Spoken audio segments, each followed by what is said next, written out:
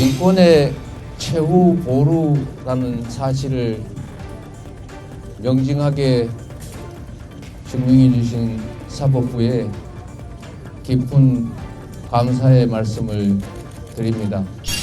막 요란하게들 다 흔들 겁니다. 네, 네. 기각됐다. 그러니까 마치 기각됐다는 얘기가 무죄를 받았다 뭐 이런 것처럼 막 얘기를 할 거예요. 네. 사실 그런 건 전혀 아닌데 네, 네. 지금 그러면은 이재명 대표가 윤석열 대통령이나 뭐 검찰하고 싸우는 거는 제가 잘 모르겠는데 민주당 내에서 싸우는 건 지금까지 이분이 백전백승이에요. 비명하고 싸우는 건 다 이겨.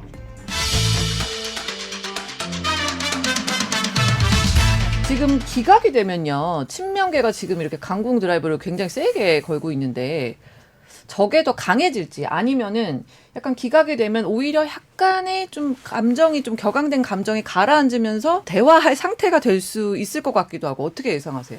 뭐 약간의 이제 여유가 생기겠죠.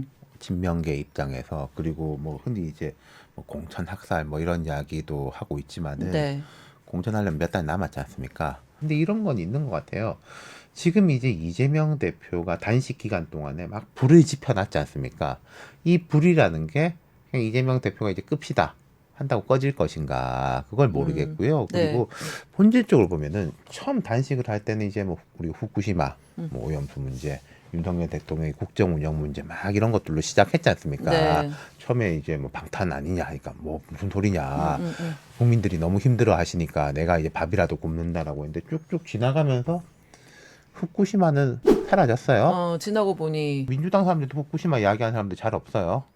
다 사라지고 이제 결국은 그렇죠. 그거 사라졌죠. 그리고 뭐 이 정부가 이제 비민주적이다 뭐 이런 부분도 심지어 그 최상병 특검법안의 네네. 처리를 25일날 하려고 했는데 25일날 바빠가지고 이거 이재명 대표 때문에 정신없어서 처리 못했지 않습니까? 정의당이 지금 맹비난하고 있고. 네. 그리고 뭐 지금 국민의힘이 윤 대통령이 너무 이제 비민주적이고 당을 틀어지고 있지 않냐라는 이야기도 이 개딸 파동 나오니까 쏙 들어갔어요. 들어갔죠. 아이고 국민의힘 양반이네. 그러면은 민주당에서 이재명 대표가 그간 20여일간 누구와 싸웠느냐?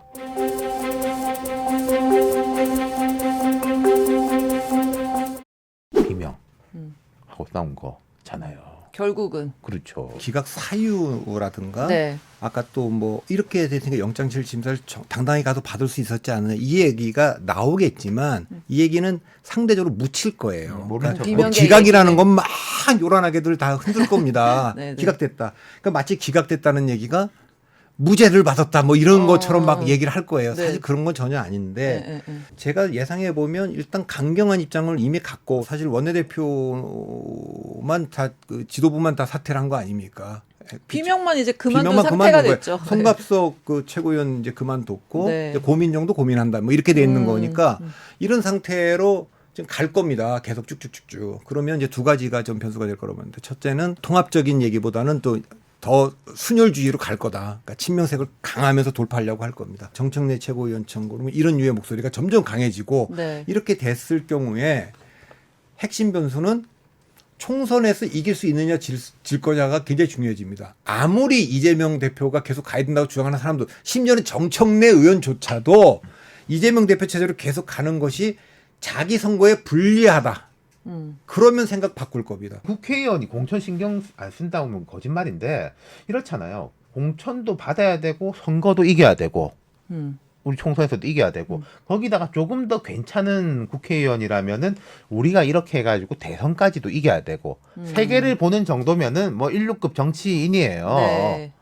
근데 거기서 뭐 현역 의원들 같은 경우에는 공천 플러스 총선 승리까지는 보는데 그렇게 따지면은 이재명 대표를 강성으로 이렇게 하는 분들 중에서는 셋 중에서 하나만 보는 사람도 많아 보인다는 거죠. 1번 공천. 네. 일단 뭐 당이 일당이 안 되더라도 내가 공천이 되고 당일날 아침에 저는 박강원 원내대표가 찾아갔죠. 녹색병원을 갔는데 공개되지는 않았지만 아마 마지막 통보를 했을 거예요. 그 마지막 통보에 대화가 있었기 때문에 저는 이재명 대표가 그날 심야의총에서 박강원 대표 불신임을 하고 박강원 대표도 그만뒀을 거예요. 그 뭐라고 생각해 보냐면 이거 부결을 막는 방법은 대표 사퇴밖에 없다. 네. 박광원 원내대표 그렇게 그렇게 얘기했을 얘기했는데 거다. 그걸 안 받아들인 거죠. 그걸 안 받아들이고 통합적으로 당 운영을 좀 하겠다. 이것만 공개된 뭐 거예요. 기구 그러니까 물밑대안은 만들겠다? 뭐가 네. 있었을 거냐면 이제 공천 문제 관련된 것들이 뭐 좀 오고 갔을 거라 그러지만 저는 공천 문제보다는 대표직 사퇴를 요청했을 거라고 봐요. 그러니까 그게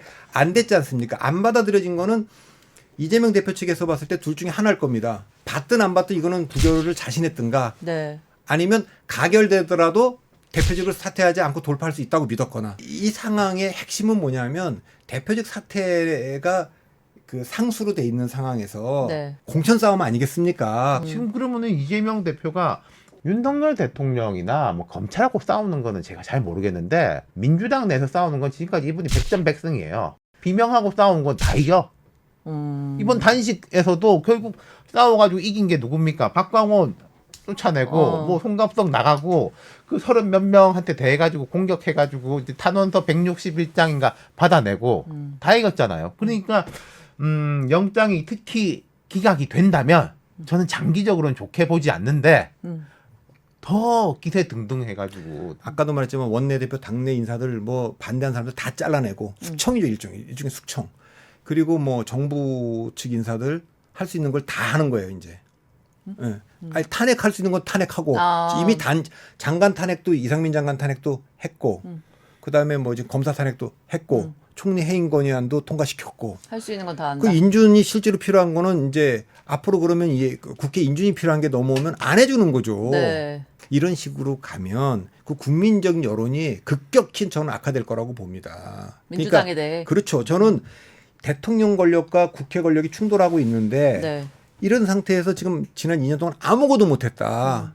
아무것도 못할 수 있다. 근데 대통령을 탄핵하지 않는 한 대통령이 그만두지 않는 한 그럼 앞으로 남은 임기 3년 동안 계속 이걸 봐야 되는데 그럼 국민들이 무슨 판단을 하겠어요? 어떤 식이 됐든 대통령이 일할 수 있도록 대통령과 국회 권력을 일치시켜주는 게 더 낫다는 판단을 할 수 있는 거예요. 그러니까 그 전략적 판단을 민주당이 해야 되는데 힘자랑을 계속하는 게 몇 걸음 더 가겠어요? 전 몇 걸음 못 간다고 봅니다.